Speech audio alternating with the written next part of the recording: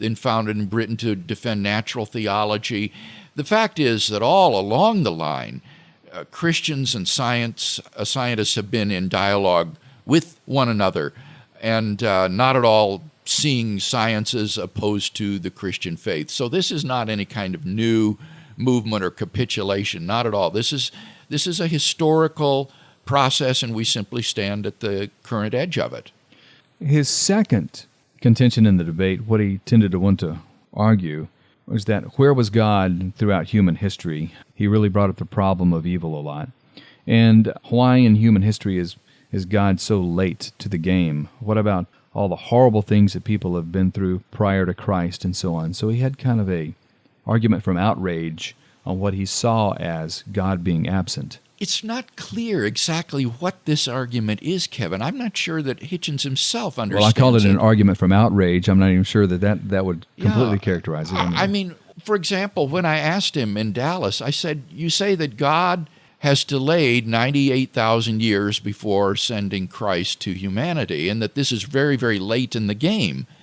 And I said, well, that seems to me that what counts as late is relative. If humanity endures for another 100,000 years, then it would turn out that Christ came right in the middle of human history, wouldn't it? And so it wouldn't be late in the game. And he said, well, yeah, I guess that's right. I mean, it was as though he virtually conceded the point. So the argument can't be that it's late or too late for Christ to come. It must be, well, what happened to all those people that died before Christ came?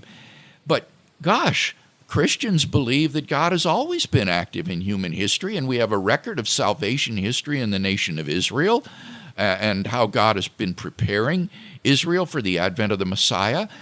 And we believe that Christ's atoning death is efficacious for everyone who came before Christ and will be salvific or will save persons who respond in an appropriate way to God's revelation to them. So there's just not really a problem there that I can see. Notice that it's an internal question, internal to Christianity, internal to God's existence, and I thought he's supposed to be a big atheist.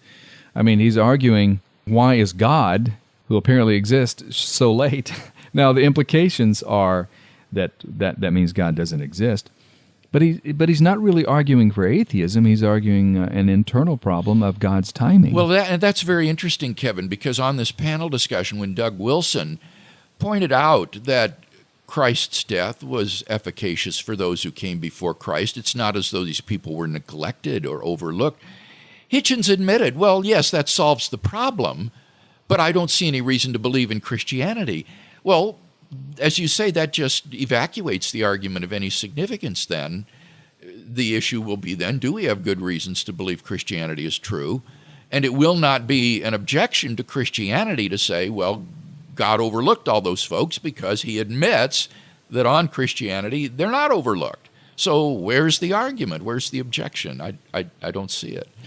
When you watch the debate, Christopher Hitchens at the end just kind of forgoes his final statement and saying, well, look, I'm not going to get anywhere with this William Lane Craig guy. I mean, he's going to answer everything I say. So he wanted to get right to the Q&A, question and answer. Why do you think that is? Oh, that was a real shock to me, too. I gave my closing statement, and then Hugh Hewitt got up to have Hitchens give his closing statement. Hitchens just waived the closing statement, said he didn't want to give one.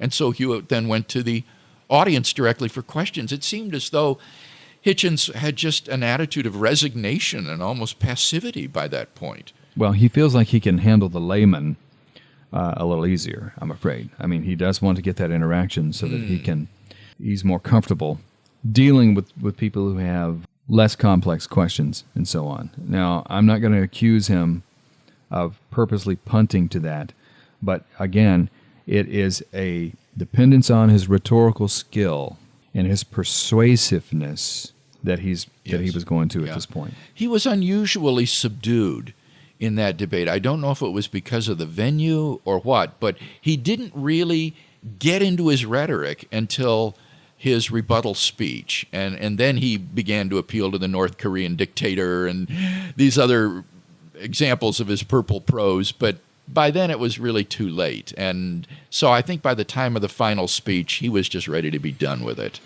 Dr. Craig, as we conclude, there was something encouraging that Christopher Hitchens said, and that is he wanted to come to the States and interact with all these Christians who've been emailing him and flaming him and everything in the world, and he was willing to come and be among us and come to our venues and say, Yes. okay, let's talk about this. But he made a comment at the panel that he's been treated so well by the Christian community. Yes. So he was very appreciative of how well he was treated. And he was certainly given a lot of time to talk on that panel. Yes, that's right. He wasn't bullied or outnumbered in that sense. And he is taking more and more speaking engagements for Christian audiences, which I thought was intriguing.